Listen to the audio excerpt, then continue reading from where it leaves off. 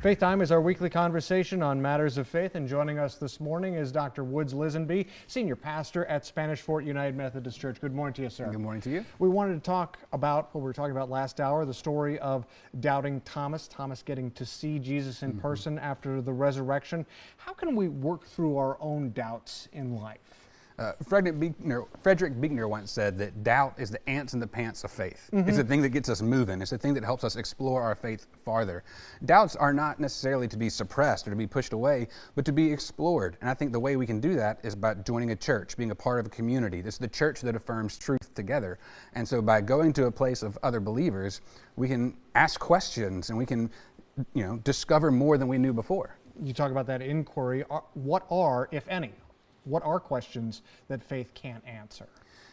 I don't know that there are any questions that faith can't answer, because faith is belief in something bigger. There's God. God is infinite, right? And if God is the one telling us things through matters of faith, then I guess there's technically nothing God can't answer.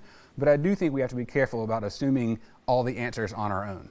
Whenever we do that outside of community, we can come up with answers that may or may not be affirmed by our tradition. How do you think doubts and questions can help sharpen belief?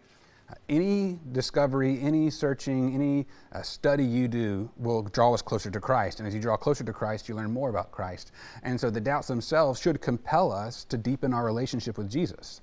And in so doing, it makes us more holy ourselves and become better Christians. And so doubt is can be, if we allow it to be, the driver to deepen our faith rather than the thing that pulls us away. And sometimes it can pull us away. How do we stop doubt from overpowering us? We have to learn to rely on others. I think in a world that's becoming more and more isolated, we're afraid to trust other people.